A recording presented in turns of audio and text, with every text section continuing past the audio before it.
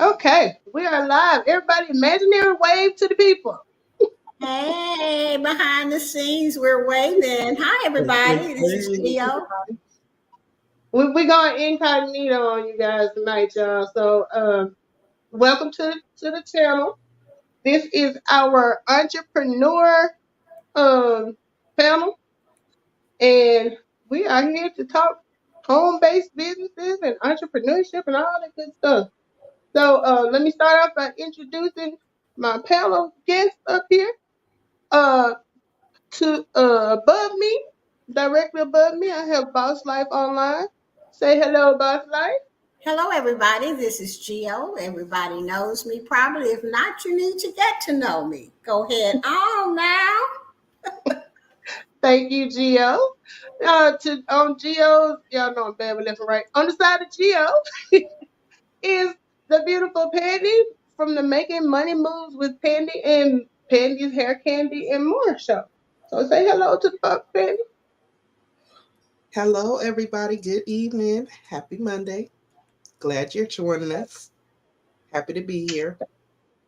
Thank you, Pandy. And down here on the bottom, but never to be forgotten, is the hype man himself, my financial guru. I call him Professor Clopton. Tony Clopton, say hi to the people, Tony. What's going on out there in social media world? This is the magnificent Tony Clopton. All right. So I'm a little bit under the weather, you guys, but I am going to push through because we got important stuff to talk about. You know, it's tax time right now, and you got two sets of people that are having their emotions about taxes. You got the ones that's getting that fat refund, so they are celebrating. And then you have the ones that may actually owe just a little bit or a lot, depending on where you are. So we came in, we're coming in to talk to you about a third group of people who are also excited around tax time. And that would be home-based business owners like ourselves. All four of us have our own home-based business, so we all have gotten familiar with the common tax deductions that are available for people who have their own business. So we kind of special, you know, not that other special. We the good special. We the good special. So we get to write off a lot of things and have deductions. Now, deductions, if you don't know what that is, and don't feel bad if you don't, because I did not know what deductions were. Let me tell y'all, I used to hear every year Tom Joyner was doing his cruise, and he would say, it's tax deductible. The only reason I didn't go on that cruise is because I didn't know what tax deductible meant. I didn't know if I could just show up with just me, myself, and I, and not expect to pay no money, or am I going to have to pay some money later? So don't feel bad. Tax deduction is just uh, amounts of money that are deducted from your income that you are being taxed on. And it's sort of like a treat for those of us who have a business because, like I said, we special. They look out for us, you know, because we're business owners.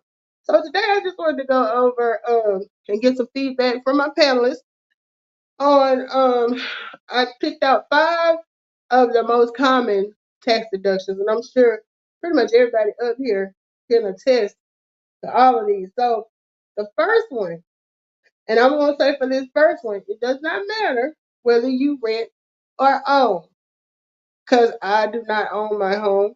I am renting.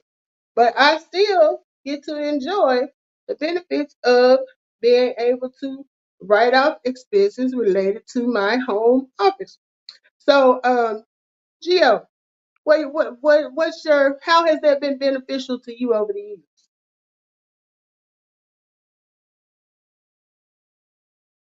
I forgot I was mute. Well, everybody, you mean tax deductions and how it's beneficial to me? Yeah, the first one I'm talking about is being able to write off your home or your Oh, office at yeah. your home. Yeah, well, I live in an apartment, so it's a certain section of my apartment that has to be so wide and this and all of that. and I get to write that off, So I'm really not actually really paying all the rent that I pay here, because every year I get some of that back. So that is a tax deduction. Okay, my laptops and anything that I buy for my business is a tax deduction. Going out, going out to lunch, whatever. So it has been a big help to me at the end of the year. Even though I am a home-based business, I still, every 3 months, I still send in some money so that I make sure that I get my money back. Mhm. You know, see, that's what my accountant would have me doing, is sending money in every 3 months so that I don't have to owe, because when I get that 1040, I have not paid taxes in. You see what I'm saying? But because of Gotcha. all the deductions and stuff like that, and by me paying money in, whatever I did have to pay them, I don't have to owe. I get money back. So, ladies and gentlemen, in case you haven't figured it out, Geo is a complete entrepreneur.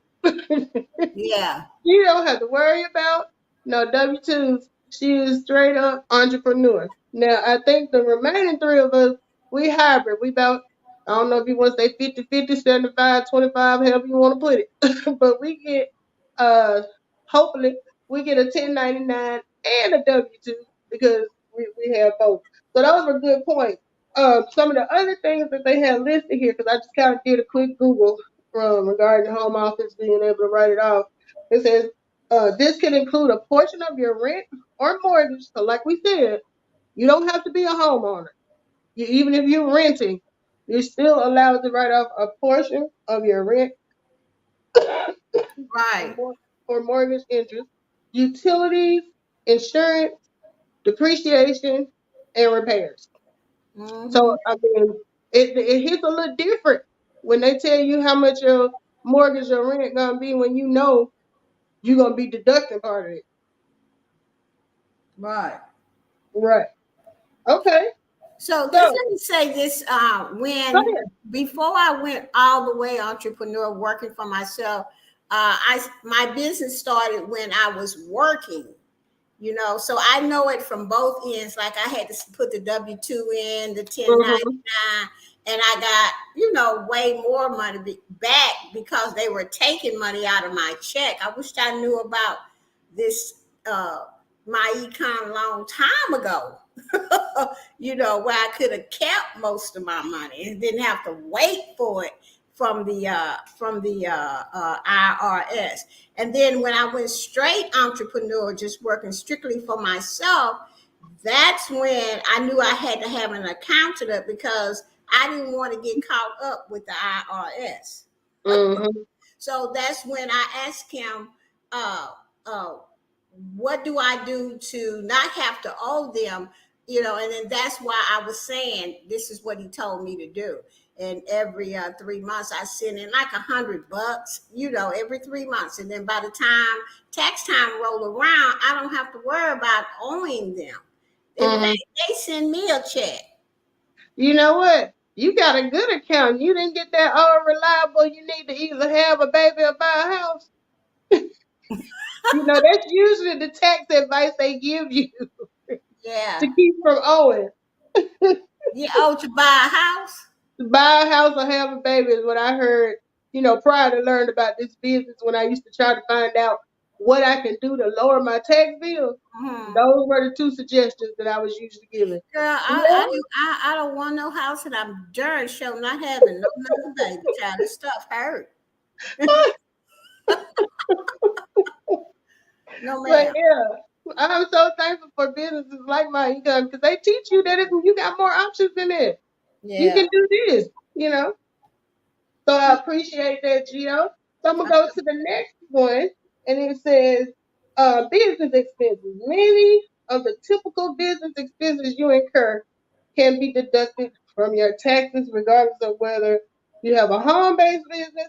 These expenses can include office supplies, software subscription, internet and phone services, marketing and advertising costs, and professional fees. So, Pam, let me know how these particular deductions have benefited you.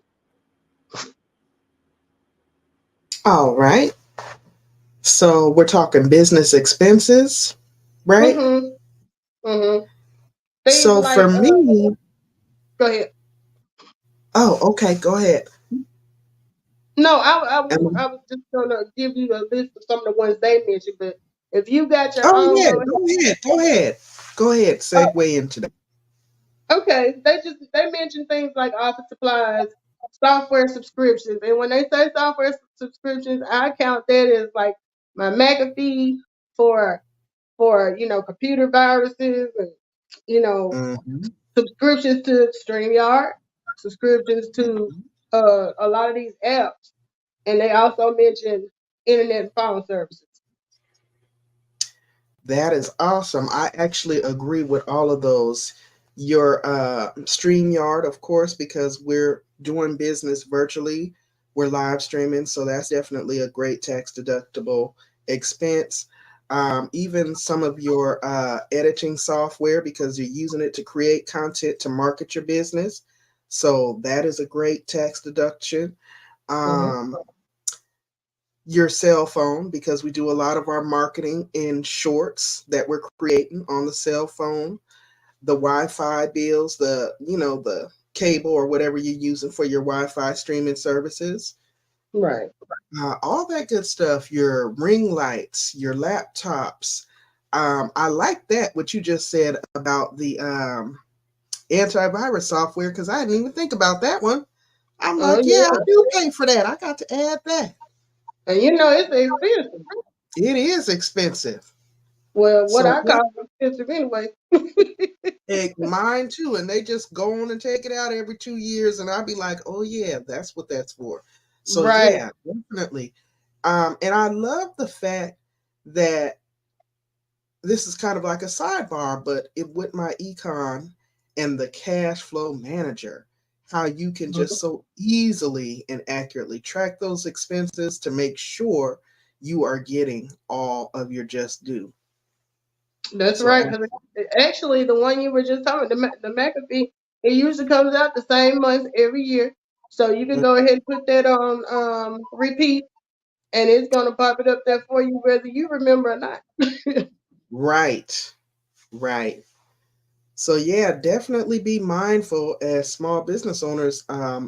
Whatever you're paying to keep your business flowing, making sure that everything is up to date, up to par, as far as what you're using to create your content, to market, to advertise. Whatever you're putting out, you need to be tracking it because it is tax deductible as a small business owner. And that is not really an option to us when we are not. If we're just W-2 workers and we're buying those things, that's just money gone. Exactly. And let me throw your shameless plug out there because I know you recently started a class where you're teaching people how to do basic editing and everything. So usually people will have this software like me. I would like sign up for all of these different apps and stuff, but never took the time to learn fully how they can help me. So at the end of the year last year, I went through counseling stuff, counseling. Because I'm like, even though it was something I could write off, it's good to have a class that you can go to, like the one you're doing, where you actually can learn and get the most out of what you're paying for. Because Canva, for instance, is expensive if you want to get that premium one, but it has so many things that you can do. Am I right? Absolutely. I love it. It is so helpful for what we need to do as far as marketing our business. Mhm. Absolutely. All right, Penny, I appreciate that. So, how's the clock then? Um, the next thing they mentioned, and and I know you know about this one because you make that selfless trip to the gym every day to your what do they call it, designated business spot to go in there and work out for them 2 seconds and not sweat. So, Professor Clapham, talk to us about mileage as a business expense. That was pretty funny. You say them two little minutes. Well, the IRS publication says there's no time limit on how long you stay. So I'm gonna go if I go in there and turn around, I can count that. You know what I'm saying? So let me talk a little bit about the mileage on your vehicle. I think that people don't realize when the government wants you, or when they want to give you money, they incentivize it through the tax codes. It's like cash for clunkers. Remember that?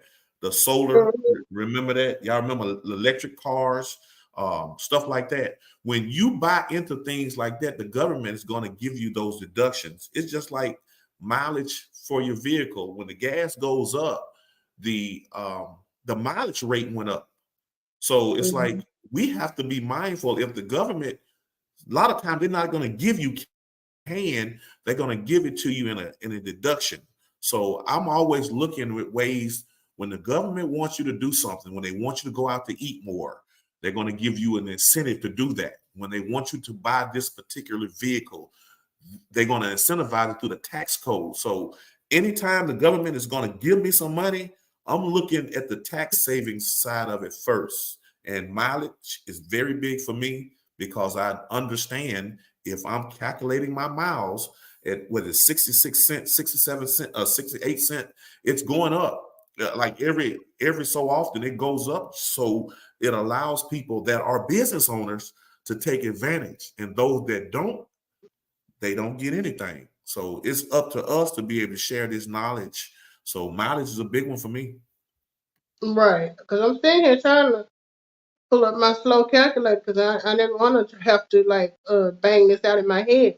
But like if it's 68 cents a mile, and what would you say you do on average in a month as far as mileage for that you count as business miles?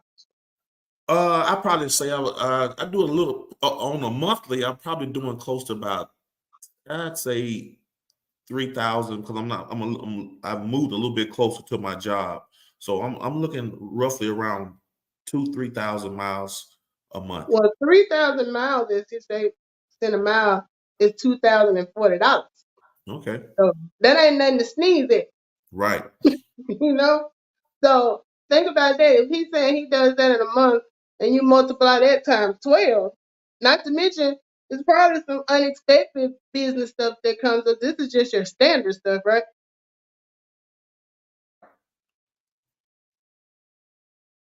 So, oh, I guess Yeah, I you say need. yeah. That's right. That's the standard stuff. That's, you talking about that's the mileage alone.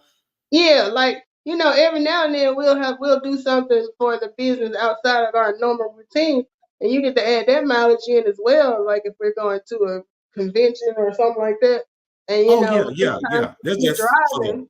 yeah, absolutely.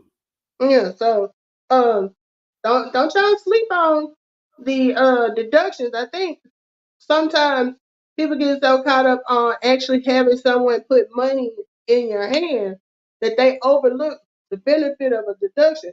It's still a stream of income. A deduction is because if you think about it like this, it's almost like if you're going and buying something and they're telling you, okay, we're having a sale today and it's 50% off, and it regular costs $100. They didn't give you $50, but at the same time, they did give you $50 because you were able to buy whatever that item was at half the price. Deduction is the same thing.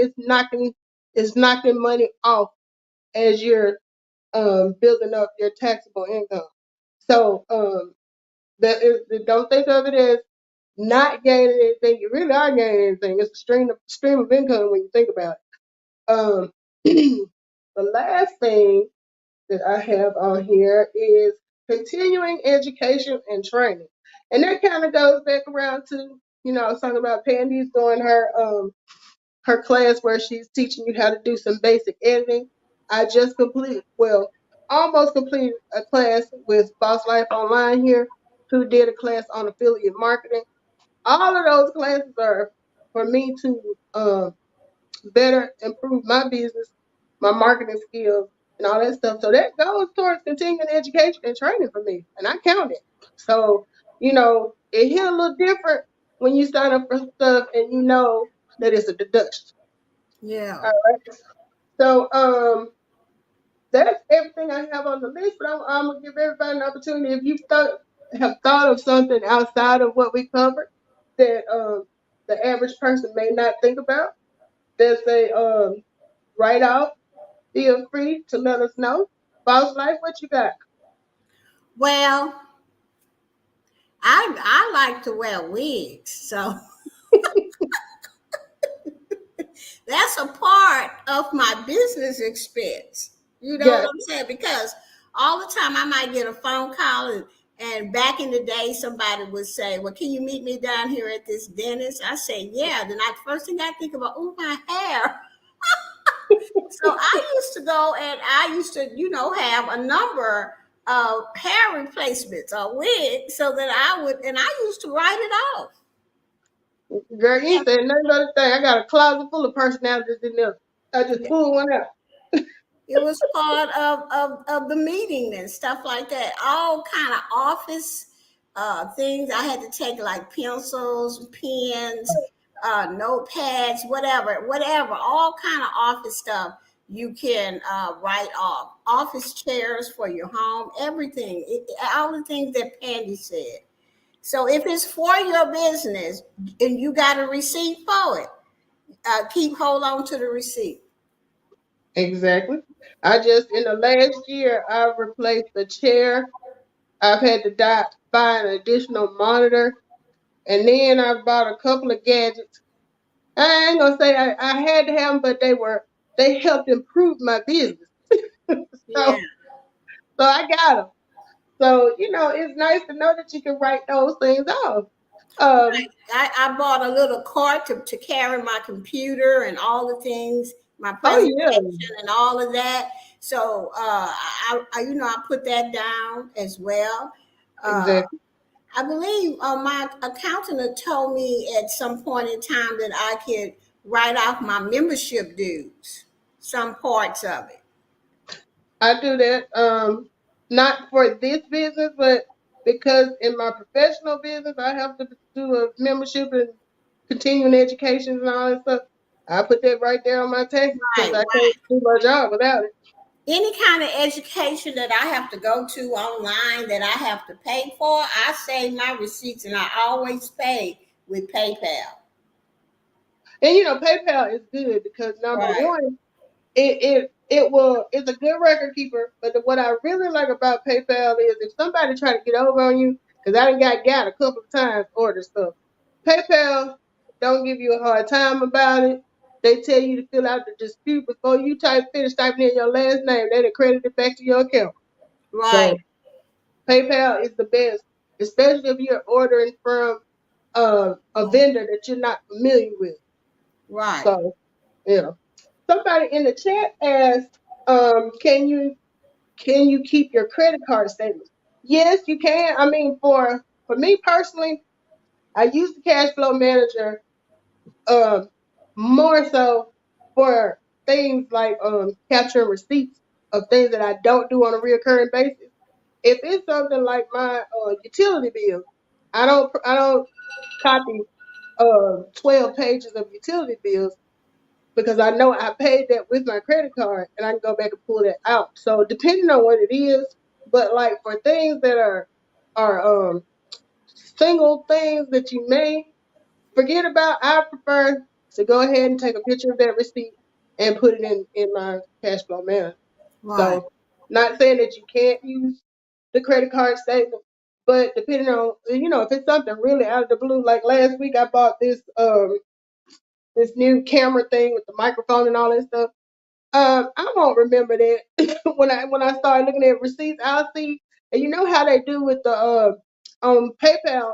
For me, when I go back and I am, because I'm not perfect, sometimes I have to go back and research my account to see exactly what I bought. It'll be some name in Chinese or Japanese that don't even convert over to American, and I'm like, I don't even know what this is. So as soon as I order it, I go ahead and do a screen print of the receipt with the picture of the item because I know how bad my mind is. And I'm gonna be sitting there scratching my head in 6 months talking about something.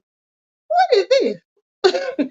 Yeah, PayPal is a great way because that's the first place I go to because I buy all of my apps or editing materials like that, banner apps, and whatever I'm going to use. When I buy it from other affiliate marketers, I buy it through PayPal, and then I just go back through PayPal from January to December to make Yep. sure I got them all on the list. I So do that same thing. yeah, Because, the great thing about the cash flow manager is it tracks all those things. But there is room for human error. The problem is you got to put the information in. It's not going to hop out your brain and into that cash flow manager. So that's why it's good to at least once a week, especially if it's not a regular reoccurring bill that comes through. If trying to think, did we do anything this weekend that I should have put in the cash flow manager while I'm thinking about it? I don't think so. But that would be the type of item that I've been forgot about that I should have went on and put in immediately. So whether you use the cash flow manager or not, however you're tracking your expenses, you have to make sure you're documenting them and keeping up with them, because at the end of the day, it's just your word against theirs if you don't have any proof. So keep that in yeah. mind. Tony, you got any other, or Candy, did I ask you already? Did you have any others that you wanted to throw in that we may have looked over as far as write-offs that you generally do for your business? I think we all pretty much touched on all of them. The biggest one for me was that home office and, your business expenses, as far as like I don't even know what you would call that, like your business equipment and things that you are purchasing on a regular basis for the sole purpose of your business. And I love the fact that Geo mentioned that about the wigs, because, for example, somebody who does that as a content creator, you're constantly purchasing the wigs and you're promoting them, you're advertising them, you're reviewing them and marketing them. Well, you need to be writing that off as a business expense if you're doing that for that purpose. So just understand what you have in your hands. And if you are serious about your business and you're trying to make a coin, be tracking that and making sure that you're getting your just due come tax time. Right. Because everything that you don't track, that you actually spent your hard earned money on, you pretty much just donate it because you don't have the proof now. So that's kind of Yeah, unfair to you, but then you did it to yourself if you didn't track your expenses. correct. I agree. This has been a really good conversation. Spencer Clopton, what you got? Hey, I got a really great tie-in to end the session. Hmm. I remember Dr. Lynn Richardson talked about she invests in the Bible. It's faith-based. It helps you with learning about life. And this verse stuck out to me, Ecclesiastic 11:2, when it talks about investing in seven streams, maybe eight, for you don't know what disaster may come across the land. You'd have to be ready. It says to diversify your income. So what we're doing now is operating as home-based business owners, and we are actually utilizing the tax system to gain wealth. So I think the Bible is a great source. Like my econ is faith-based, so we know a lot of the principles that the founder came up with came from the Bible. So if you purchase the Bible or you're going to church, paying your tithes and offering, I think that's a great place to lay your foundation and let's start with the Bible. That is a good one because a lot of people, I don't know if everybody knows that tithes and offerings are deductions. Some people may not know that and may choose not to use it. Me, myself, and I, if it's a deduction, I'm gonna use. Absolutely. Amen.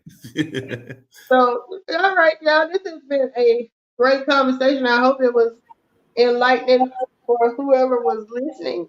Let me go ahead and say hi to everybody in the chat. Um, hey, Marlene. I see Marlene Motivates. Y'all check Marlene Motivates out.